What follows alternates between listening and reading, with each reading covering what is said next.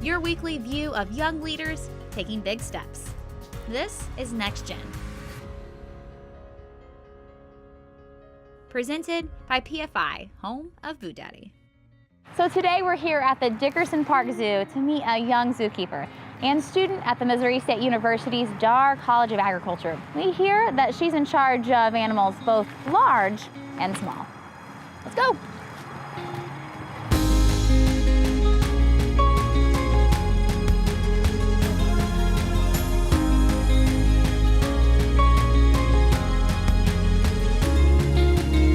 So my love for animals, especially giraffes, started when I was little.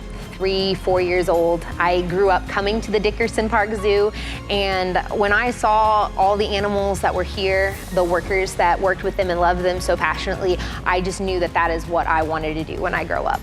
Let's talk about when you started actually working here and the schooling that all took place. Absolutely. So I started as a student at Ozarks Technical Community College, and while I was there, I actually got a job part-time here at the zoo in the educational department. After that, I applied for a full-time job in the educational department right as I was starting school at Missouri State University's Dar College of Agriculture. I started full-time there, and so I only had to I went to school part-time, and I've worked here full-time and been at school part-time ever since.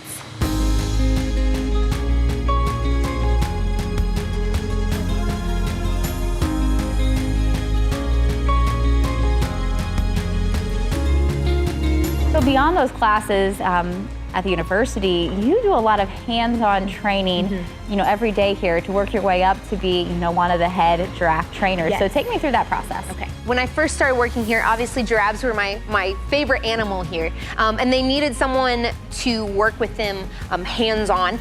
So I volunteered. But besides just volunteering to do this, I actually went to a course at Cheyenne Mountain Zoo for a week, just learning about giraffes, their anatomy, how they work, their personalities, their behavior, so that I would be able to take care of them better.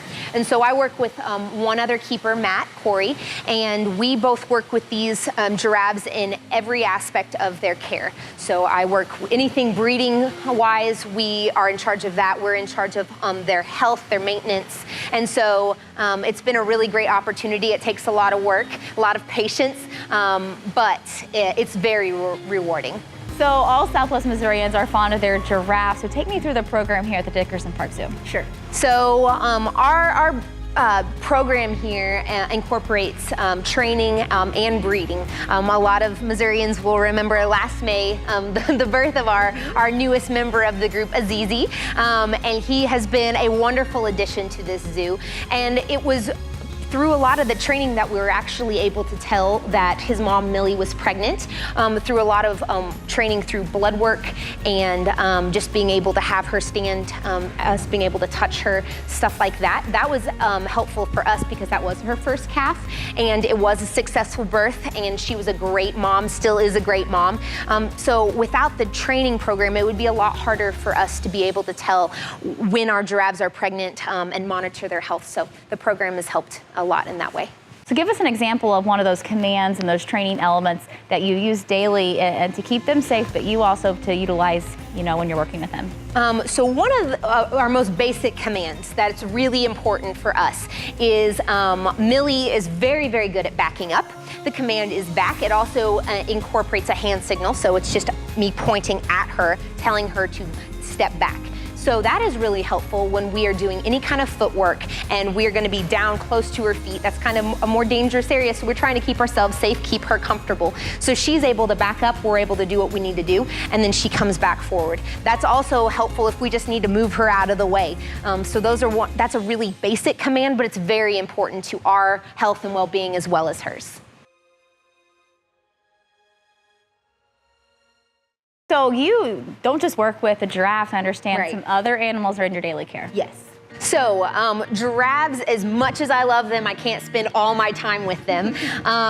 But I, on a daily basis, work with a lot of different animals. So my actual title is swing keeper, which means I basically go from one area to the next, depending on the day, depending on the workload of everyone there.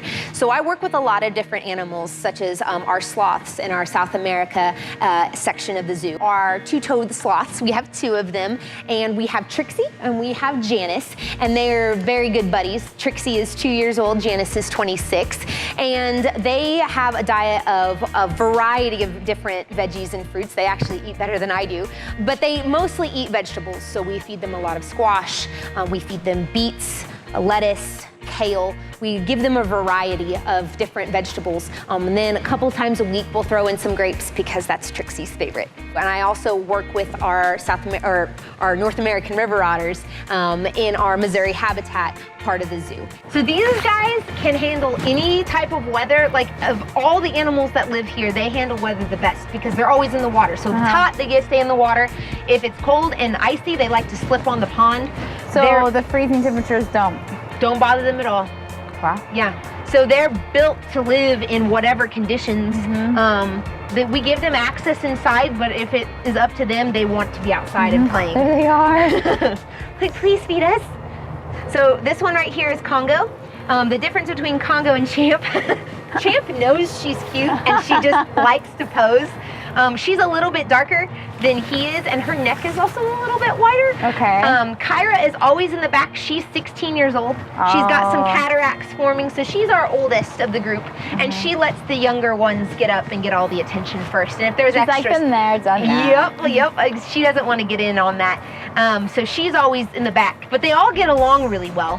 So this is Smelts. And this is just like, it's like a ground beef basically, but it has different nutrients. We have different nutrients for different animals. Yeah, but this is fish. And then twice a week they get live fish, which is basically their favorite thing. They love it. They get to chase it around. Yeah, so what you're gonna do, you're gonna take a meatball and you're gonna toss it over the top. And it's gonna be awesome.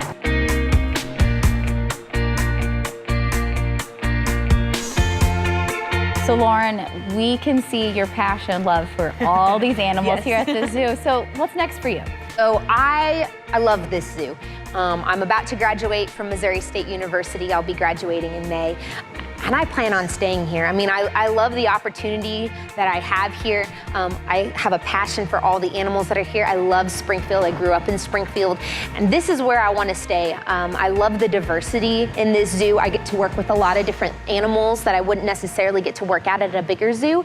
And I just love the opportunity to work with animals just like giraffes, that I get to have an impact on their health and well-being here. I really think this is where I want to stay.